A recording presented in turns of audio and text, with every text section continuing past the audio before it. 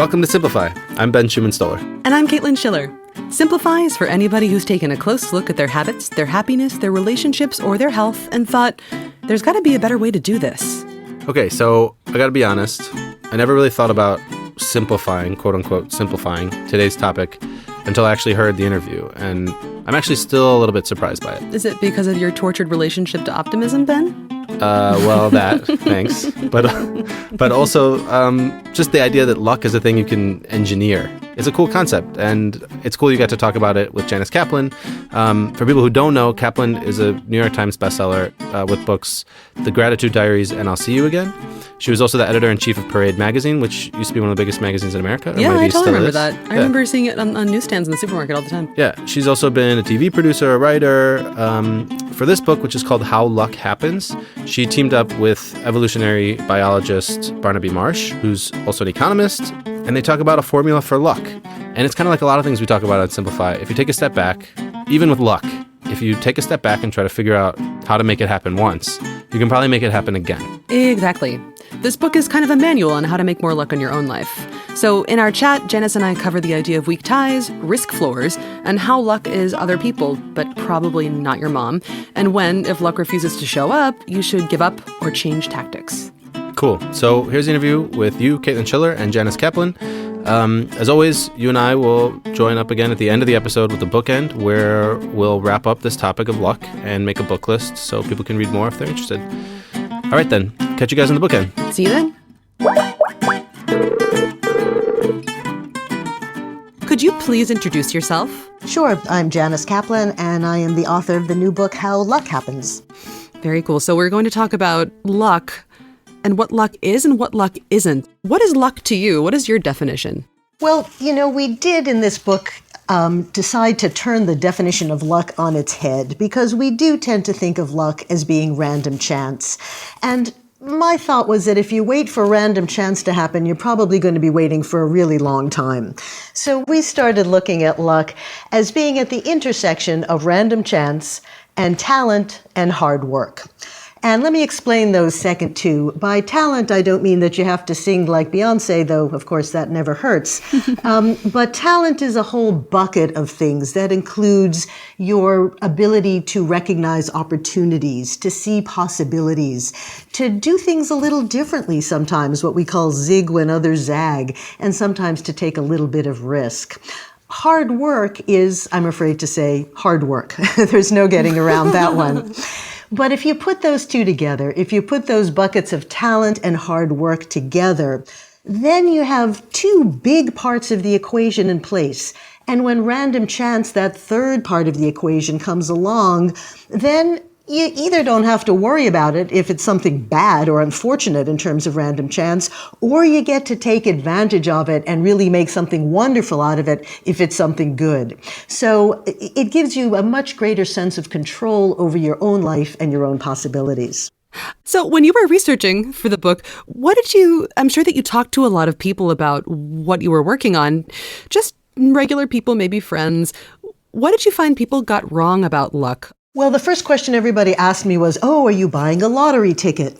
And and a lottery is a really bad example of luck. A lottery is statistically improbable that you'll win. The odds are against you. There is no way you can change the odds. There is nothing that you can do about it. And so that is just, pure random chance. And so I tried to explain that really thinking about luck has to come from a different perspective. So the second thing that I would hear all the time from people is that they would talk about how they had some event in their own lives that was a complete lucky occurrence, and that their entire career had occurred because of that. Let me give you an example. One very successful entrepreneur told me that he just happened to be sitting next to an investor at an event who offered to support him, and his company is now worth a huge fortune. Well, that's a great story, right? An entire career and company turned on where you happen to be sitting. But I said to him, let's take it back a couple of steps. you had a great idea. This was an entrepreneur. He had been working on this idea for years. He went to the dinner because he'd networked with someone who could connect him to that investor. And when he sat next to him, he had the right thing to say to him. That's not luck. That's putting everything in place. And I can tell you that if I happened to be sitting next to that investor, I would not now have a $100 million company. You have to set yourself up to be lucky. And I think so often when we take the position that, oh, I just happened to be sitting there and it was just this random lucky event, we sound very humble and it seems very lovely that circumstances and serendipity have taken over. But there's a danger to that, which is that we don't recognize that we can do it again. And if we do stop and think what put us in that position, how we got to that dinner, what we said, the 3 years we had spent preparing and thinking about this company we wanted to start, when we realize all that went into it, then we realize that maybe we can do it again. If we see life as just being a complete random event, then you're at the winds of whatever happens. This story that you just shared made me think about the section in your book about how other people help you create luck. And you talk about something called weak ties and how they're the bringers of good luck. Can you explain a little bit about what a weak tie is and how that works and helps people get more luck? Well, luck is very much other people or from other people, I think. And we tend to think that the people who are going to make us lucky are those closest to us, right? Mom and dad are looking out for us, best friends, your closest circle. But those people all know the same people that you do. They know the same opportunities that you do. They're in the same circle that you are. If you look at that next circle of people, or even that third circle beyond, the people who maybe you talk to a couple of times a year or encounter now and then, but do keep up a connection with, those are your weak ties. And sociologists have the wonderful phrase where they refer to the strength of weak ties. Because interestingly, it is those people in that farther out circle, those weak ties, who tend to create luck for you, who tend to find possibilities that you don't know about, who know people that you don't know about, who can connect you to others. Could you speak a little bit about optimism and its role in luck? Optimism is incredibly important in creating luck. And I don't mean that in any mystical sense. People like to say, is it true that if I just think something and put it out to the universe will respond? And my answer is no, the universe will not respond unless you do something. But on the other side of that, if you believe in something, if you really want something, if you're very focused on it, then you are much more likely to take the steps that are going to make it occur. You're going to move forward in a way that will make an event that you care about happen. We interviewed Dr. Martin Seligman at the University of Pennsylvania, who's often considered the sort of founder or starter father of positive psychology. He, by the way, says that he's a very negative person himself, but has managed to get over it by realizing the importance of being positive. And he said that if he were, going off on a space flight and he needed one person along for good luck, the number one trait that he would look for would be somebody who was optimistic. And there are so many different reasons for that. It is, as I said, if you believe in something, you're going to focus and try to make it happen. The other thing is that if you're negative and pessimistic, you tend to be very downwardly focused. You tend to not look around you. You tend to just kind of be in a little hole and only be seeing the negative that's in front of you. Whereas if you're positive and optimistic, you quite literally lift your head up. You quite literally look around and look for the sunshine and look for the brightness and look for the positive things. And when you do that, you're much more likely to be able to make things happen. So I think that little twist of being able to see the positive has so many positive effects in life. It's what I found when I wrote about gratitude, and it's certainly what I found when I wrote about luck also. That's a really nice thing to hear, and that makes it sound so weak. But it's nice to know that looking on the bright side actually can be very useful. It also reminded me of the part in your book where you talk about failure. And I have something that I dog-eared here is many of life's failures are people who did not realize how close they were to success when they gave up. How do you know when to keep trying and when to give up? Is that something that you found out about at all in your research? Persistence is really important in making luck. And we talked to the mathematician Leonard Mlodinow, who explained it to me that in the terms of that you need a lot of at-bats, and that can make up for your being a lousy hitter. As he explained it, he talked about two people of different abilities, one who succeeds 99% of the time and one who succeeds only 1% of the time. And sometimes the less talented person can seem to be incredibly lucky at landing a great job or an acting part or a loving spouse. But there's a good chance that he's changed his odds by not giving up and having more at-bats. So think of it this way. If you try 100 times, you might succeed because the statistics are on your side, right? It's how you turn a 1% person, as it were, into a 99% person. So the less obviously talented person who keeps trying is eventually going to get that hit and get the same success as the superstar who only needs to try once. I hope that makes sense. But the other side of that is, when do you stop? When are you being too persistent, right? We talk in the book about people like John Grisham and Dr. Seuss and J.K. Rowling, who wrote the Harry Potter books, and how many times they were rejected. Hundreds of times I think it was for John Grisham, and similar numbers for Dr. Seuss, and they were each willing, ready to give up when they tried just one more time, and then of course became huge successes. But the other side of that is, if your book has been turned down 200 times by publishers, it's very possible that you've written a lousy book and you should go on and do something else. So how do you make that decision? How do you know when you should keep persisting? How do you know when you should keep trying to get more of those at-bats? And I think one way to look at it is to see how close you've become, how close you've gotten each time. If you're trying to be an actor and you get rejected on the first round for every audition you go to, maybe it's time to go to law school. But if you keep getting up to, it's just between you and that one other person and you don't get it, and it's between you and 3 other people and you don't get it, that means you have the talent. That means you have the ability, and it is just going to take that persistence and that extra hard work. So you need to be a little honest with yourself, perhaps, and really look at what you're hearing back. But give yourself that chance, have that persistence, get up to bat enough times that you can get that hit. And again, you don't necessarily have to be the most talented. Sometimes you can make the luck by just making sure that you keep swinging. Janice, personal question. Have you had a moment when you almost gave up on something and then suddenly struck it lucky? I've had a career where I've done a number of different things. I've been a TV producer, and I've been a magazine editor, and I've written a dozen books. And I think one of the ways that I've always been able to make luck is to go back and forth by different things. And for me, it's not so much having a backup plan, though I think we've discovered that is actually a good way to get lucky, but by having diversity.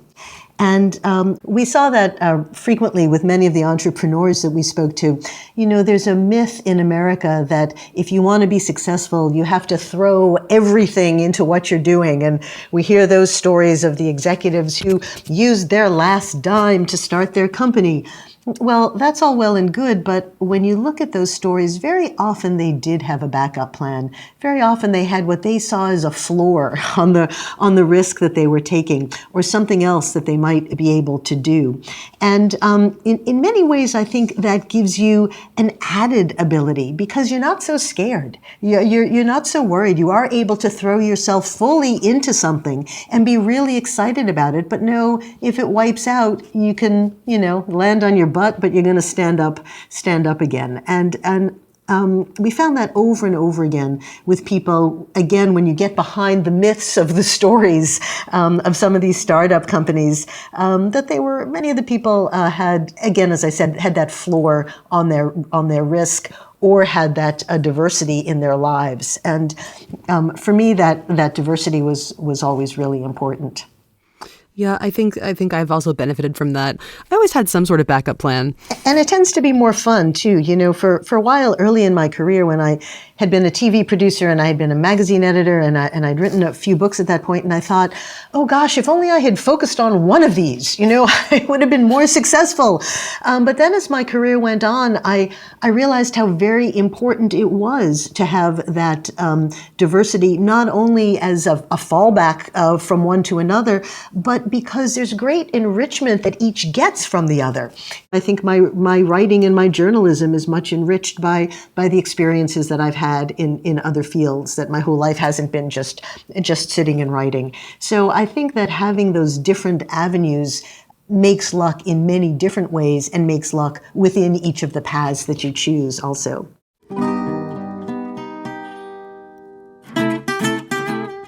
Hey guys, it's Ben. We're taking a quick break from Caitlin and Janice Kaplan so that I can give a quick shout out and a recommendation to the bonus episode of season 1, which is about how to read faster by Abby Mark Spiel.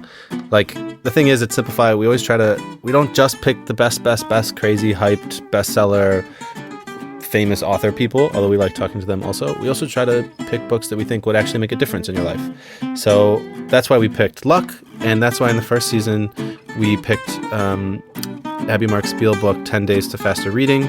And like the interview that we did back then is full of tips to be a faster reader, and you should buy the book. It's small and you can read it very fast.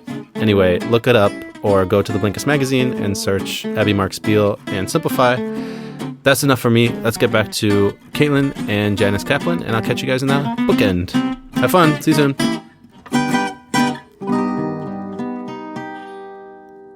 What's something that you learned while you were researching for the book that really surprised you? I assume there was something. Maybe not, but is there anything that really bowled you over? I think I was most surprised by the concept of zigging when others zag. I've always been a good girl, and I've always gone in a very straight path. And it was pretty exciting to me to encounter so many people who have been successful by doing something very different. We spoke to Dr. Jim Watson, who was, along with Watson and Crick, who discovered the structure of DNA. And he was very ardent that nobody has ever become successful by thinking in standard ways, by going in standard paths. Now, Dr. Watson has, of course, raised some great controversies and caused himself some great troubles by going in some very politically incorrect paths later in his life. But in terms of his scientific achievements, I think those stand without question. And he certainly said that you can't have a scientific achievement without thinking differently. And some of the things that look like luck in science are really just that you've been able to look in a different direction. In a very different field, one of my favorite stories was a television executive named Mike Darnell, who was at Fox Television early on in his career, and he was one of the people who actually pretty much started reality television. Now, this may be for good or bad, and he said he very carefully chose a lane where nobody else was at the time. Nobody was doing reality television when he chose to do that.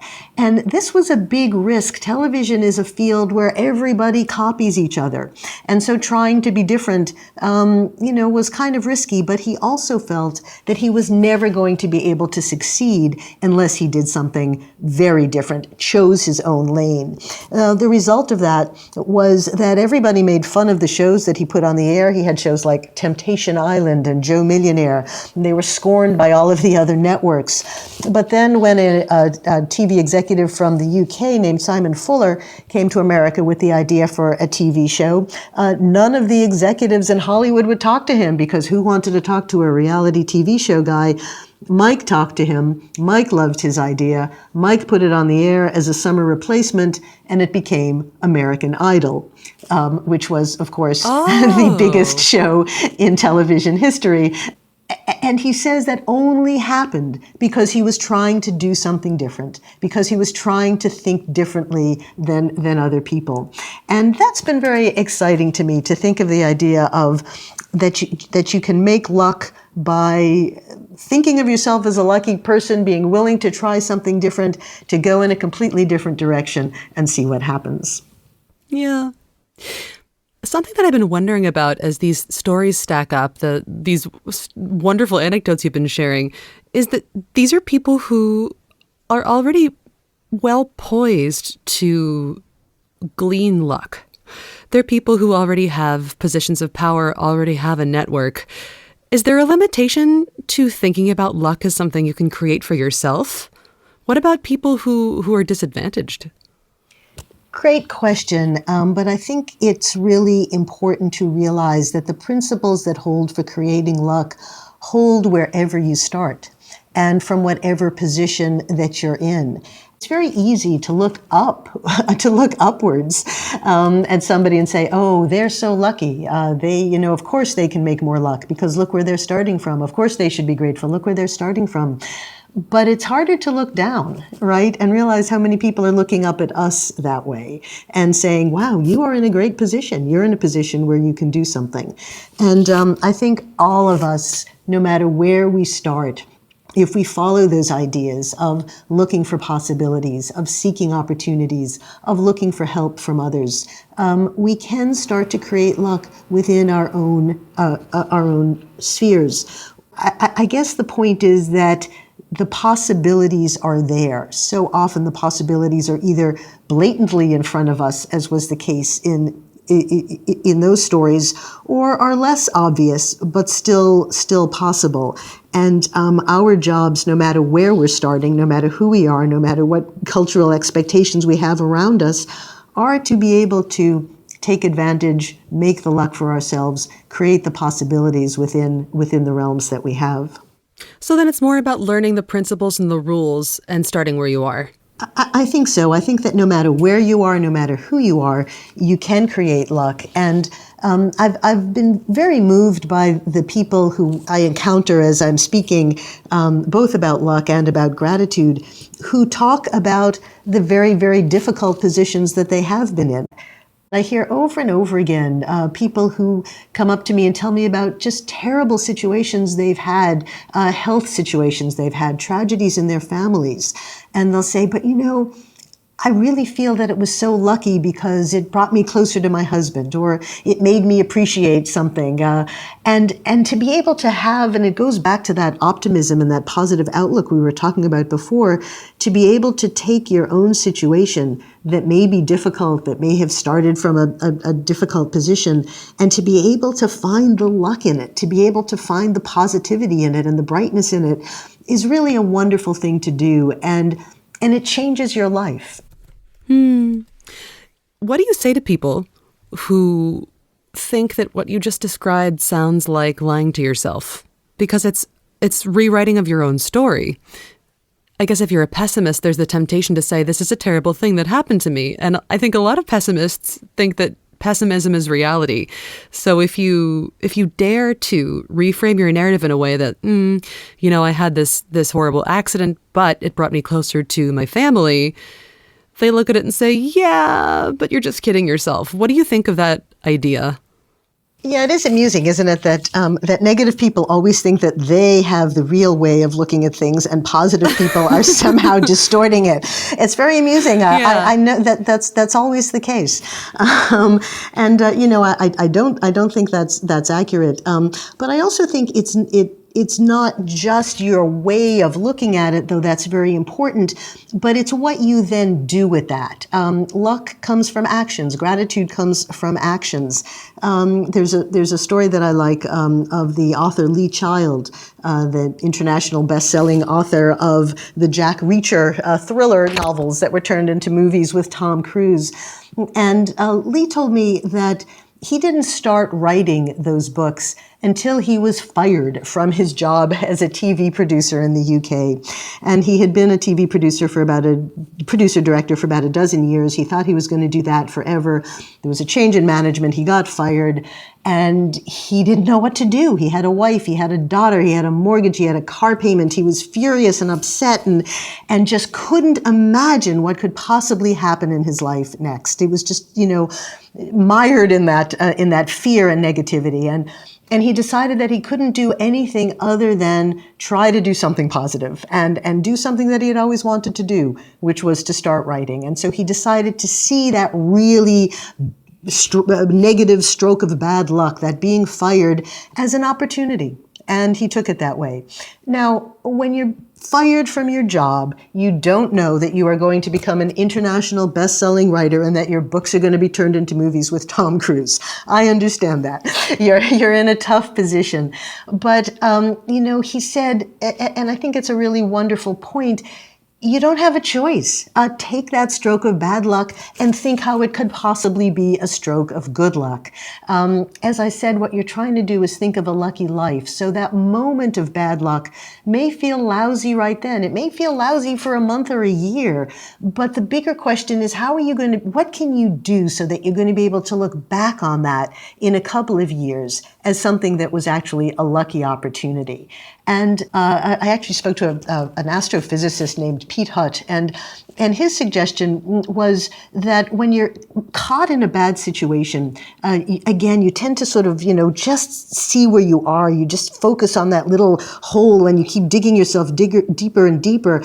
And he said, pull back, kind of float above yourself. Try to look down from above and see where you are. You can almost sort of physically picture it as if you're standing in a forest, and you can only see that little, tree in front of you. But if you pull back, maybe you can start to see some paths that you hadn't seen before. Maybe you can start to see that where you're standing actually leads in a different direction than you realized. And I like that, because pulling back is not something that we normally do, but it is a wonderful way to create luck, because it does allow us to look out, to look up, to see the paths that we might not have otherwise seen.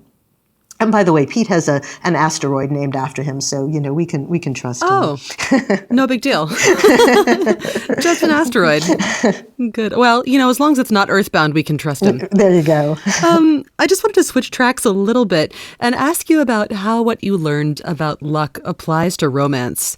How does someone get lucky in love? Yeah, we all want to get lucky in love. And I'm afraid I'm going to turn really unromantic on you here, because as we did the research over and over again, psychologists, important psychologists like Dan Ariely and Barry Schwartz, who used to be at Swarthmore, who did all of the work on choice, told us that the best way to get lucky in love is to invest in a relationship.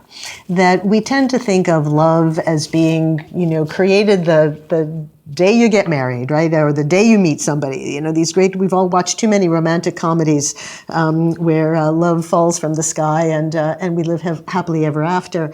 But anybody who has been married for more than a minute and a half knows that that's not true, and that you make a relationship, and by investing in the relationship, by treating the other person's needs as important as your own, is how you create what looks to others like that very close and bonded and very lucky relationship.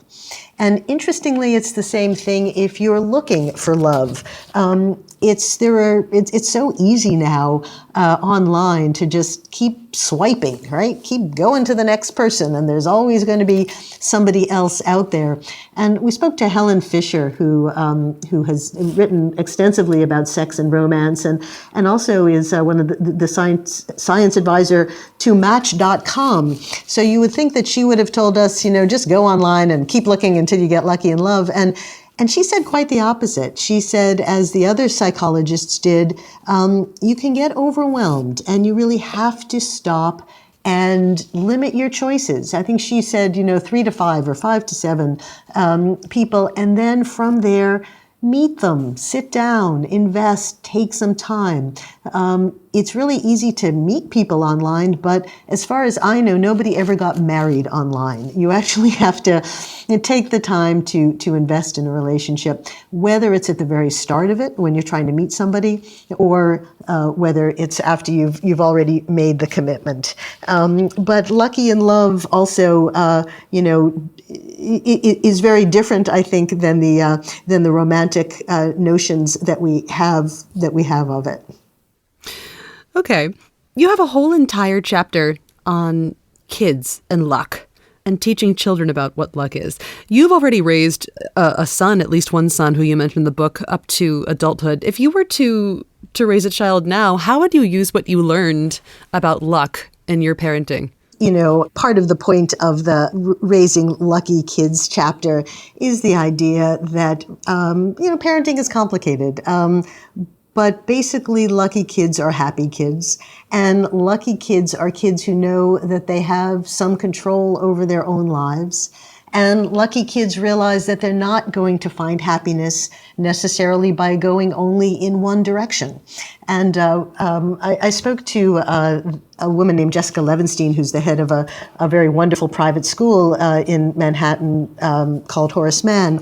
And Jessica was talking about how kids in a situation like that, very elite private school, tend to have parents who are very successful in their careers and to see luck as being something preordained, that they need to get into the right school so that they can get into the right business school so that they can get the right job at the right investment bank so that they can earn a lot of money, et cetera, et cetera, et cetera.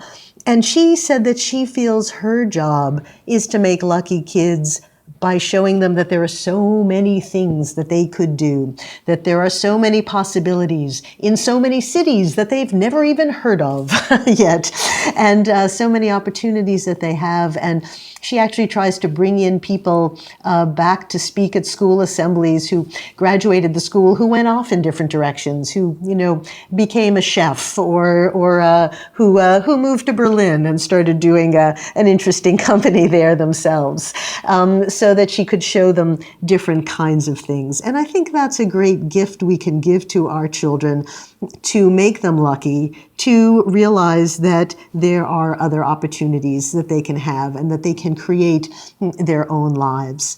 I think we make lucky kids also by giving them that sense early on that they can control certain things in their lives. I actually just spoke recently to the head of a nursery school. And he was talking about the importance of letting kids, be unusual and be different and go in different paths. And I said to him, well, that's okay maybe when they're in nursery school, but, then they get to third grade and they're expected to sit down and, be good and spell. And he said, we could probably do very well by our children by starting to recognize that quirky and different isn't bad. And I think that's very lovely.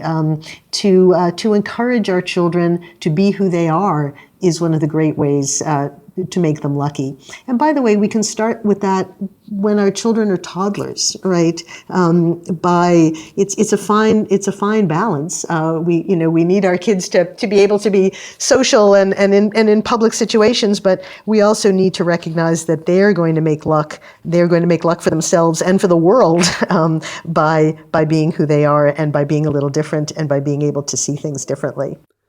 It's occurred to me as we were talking, or as you were talking so eloquently about luck and how it's the intersection of talent and hard work and random chance.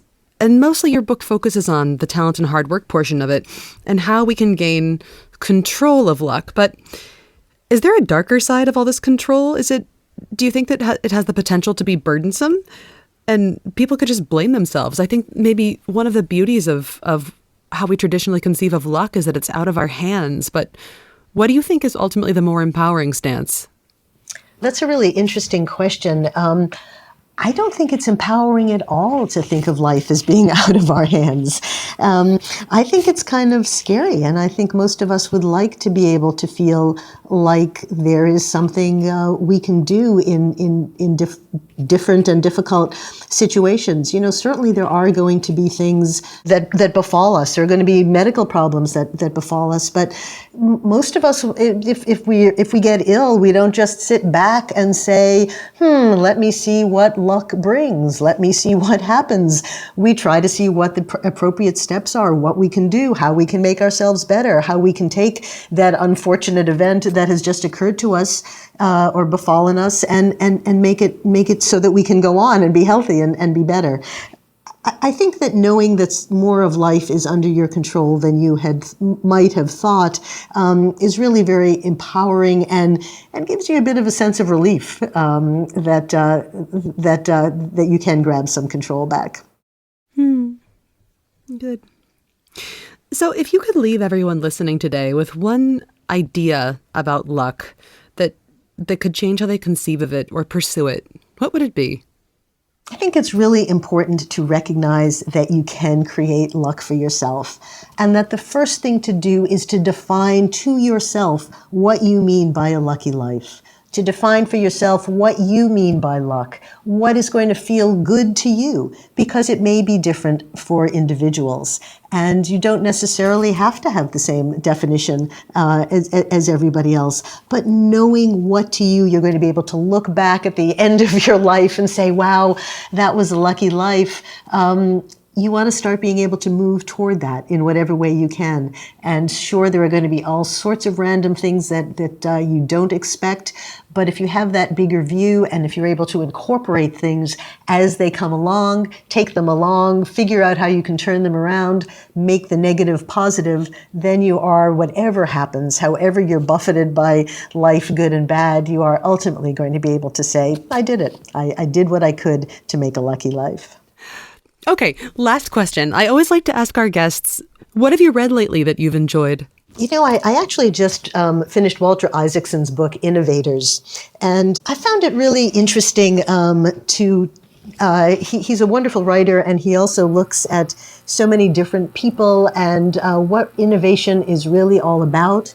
And some of the women who have been overlooked in the world, as well as just a new approach to what that means. And so I really enjoy all the books, nonfiction books that give us a new approach to things. There's a brand new book that just came out called New Power by Henry Timms, which is also about seeing the world from a different perspective and changing the old top-down power to a more equitable form of new power. And I like things that give us hope and positivity of ways to think about the world in different ways, and both of those books certainly do that. All right, well, Janice, that's it from my side. Thank you so much for taking the time to talk today. It's been a really illuminating conversation about luck. Oh, wonderful. Thank you so much. Take care. Bye.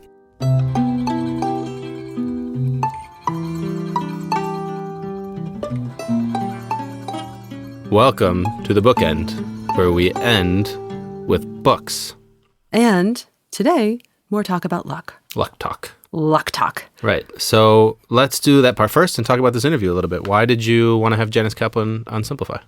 Well, so this season has had a lot of sex, which is, great and fine. But on Simplify, we like to mix it up a little bit and bring you some time management stuff, some relationship stuff, and then some stuff that you might not have thought you wanted to know anything else about. And when we saw that How Luck Happens was being released, we thought, that is perfect. That is exactly the kind of oddball topic that will round out the season and make it memorable and interesting. So yeah. It seemed like a great topic, and I figured that Janice would be great to talk to because she's had so much experience. Yeah.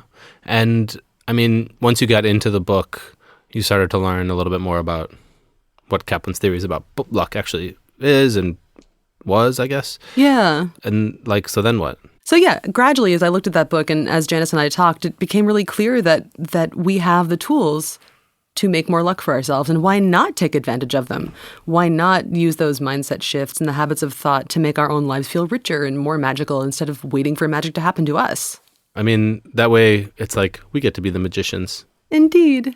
So of everything you guys covered in this talk, which was a lot more wide-ranging than just about luck, I think it's fair to say, what's the one thing you took away from it? What should people remember? That's actually really easy for once. The thing that I think is really important to remember is that to a huge extent, luck comes from the story you tell yourself. As in, even if not so great things happen, how can you shift your own story so that this negative stroke of luck can feel like an opening for something else? And I don't mean at all to imply that everything can be alchemized into a positive. Some things are just genuinely awful and need to be respected as such before you can move on to moving on. What I actually mean is, what can a circumstance that might not be ideal bring to light for you that you didn't see before? That new piece of information and what you do with it is your ticket to creating a luckier life going forward. So telling yourself stories. Basically. But not lying to yourself. It's not lying to yourself. It's kind of just understanding what you're going through. Yeah. Getting really honest with your own circumstances, and instead of getting stuck in them, deciding how you can use what you've learned to act as a springboard and not as a stopping point. Cool. Yeah. So I have some books. Awesome. My first one is totally related to your takeaway, because there's a moment in the interview when Janice Kaplan tells you, think of a lucky life. And I had to think of Grant, I think it's pronounced Grant Achatz or Grant Achatz. Achats? Achatz. His memoir is called Life on the Line. He's he's like an amazing chef. He has a restaurant, Alinea, in Chicago, which was number one in the world for a couple of years. In his early 30s, he was diagnosed with like a really bad cancer of the tongue. What a weird cancer for a chef to get. Right. And so he's one of the world's best chefs. He's facing a choice. Have surgery to remove his tongue, never be able to taste again, or suffer through chemo and risk not surviving. He has 2 small sons. Anyway, it's this crazy story. He found a doctor who suggested a third way and he came out okay.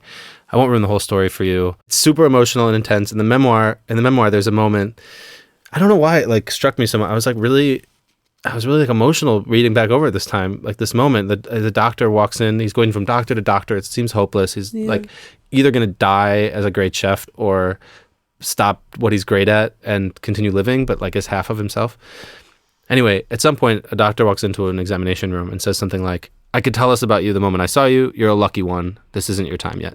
Wow. But the thing is, with the help of his investor and friend, he drags himself to doctors and treatments all over the country.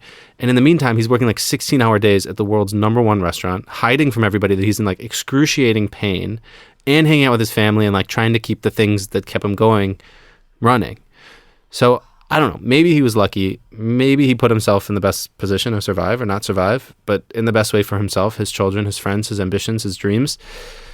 I don't know. And I just, there are a lot of stories of people overcoming this kind of stuff, but something about that line of you're a lucky one. I could tell this about you. And that became part of his story. Exactly. And he just kept telling himself, it's not my time. I'm lucky. It's not my time. Exactly. That's really interesting. So wow, yeah. That sounds great. Yeah. So that book is called Life on the Line. And sounds like a great memoir if you love food and chefs. Right. And who doesn't, right? All right, moving on. What else you got? Right. So as part of her research for the book, Janice Kaplan spoke to behavioral economist Dan Ariely. Mm-hmm. He's the best-selling author of, among other things, The Upside of Irrationality. And I have it with me. Hold on. It's full of studies, but there's one... Full of studies. Full of studies. Sound of pages in the microphone. He's quoting some studies that compared overall life happiness among 3 groups. Yeah. Paraplegics, lottery winners, and normal people who were neither disabled nor particularly lucky. Okay. I'm going to read this straight from the book. Had the data collection taken place immediately following the event that led to the disability or the day after the lottery win, one would expect the paraplegics to be far more miserable than the normal people, and the lottery winners much happier than the normal people. But it turned out, because the data was actually collected a year after the event, it turned out that although there were differences in happiness levels, they weren't as pronounced as you might expect. While the paraplegics weren't as satisfied with life as the normal people, and the lottery winners were more satisfied, both paraplegics and lottery winners were surprisingly close to normal levels of life satisfaction. Wow. Which means basically that though a life-altering event such as a bad injury or winning a lottery can have a huge initial impact on happiness, to a large degree, it wears off over time. Yeah, that's so interesting. So these crazy lucky events, they maybe don't have the huge life-changing effect that we think they do. Well, I think I've also read somewhere that we all have kind of a set point of happiness. Mm-hmm. And we can experience fluctuations based on what's going on in our lives, but we always kind of return close to our set point. Yeah. Yeah. Yeah. And a crazy lucky event, I guess my point there is yeah, luck is important, but there are other things. I mean, there's so much else also that can define it. Interesting. Yeah. Cool. So you got a book? Yeah.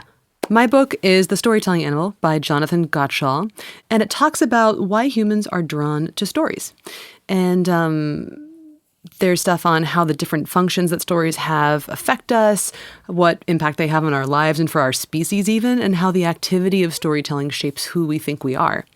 It even talks about how being too realistic is actually pretty bad for your mental health. And so for all the dreamers out there, this book's for you. The Storytelling Animal. Yeah. That's cool. Yep. So we got... That's it. That's the last bookend of season 3. It is the last bookend of season 3. That's sad. That's we did a lot of books, though. We really did. I think we got some really good picks in there this time, too. If anybody out there read all of the books that we recommended, please email us so that we can send you new ones. Yes. I haven't read all the books that we recommended. Did you? No, I've read a bunch of them, but definitely not all of them. Yeah. I also haven't read all the ones that our guests have recommended, though I have picked up a couple. I just got Down Girl, the book that Emily Nagoski recommended. Oh, yeah. Yeah. It's a lot of books. Yeah. It's a lot of books. Anyway. Cool. So, well, I guess that's it for season 3 of Simplify. Yeah. We're at a wrap here, but you will hear from us soon. In fact, you might start to hear more from us and more different stuff too. So stay tuned. We'll be back in your ears before you know it. That was like a Caitlin Teasy voice. But okay. we don't have to ruin I any like surprises. cliffhangers. That's fine. Yeah.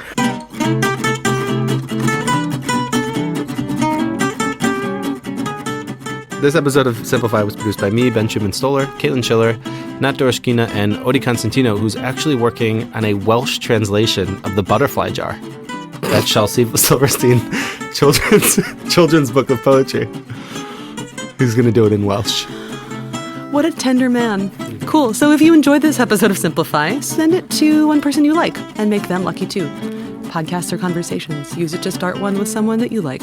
Yeah, and thanks everyone who's already subscribed. Shout out to all the podcatchers out there. Pocket Casts, which I heard actually just got purchased by crazy. Like an NPR group. Good for them. Stitcher, Apple Podcasts, Overcast, Google Play, wherever you listen.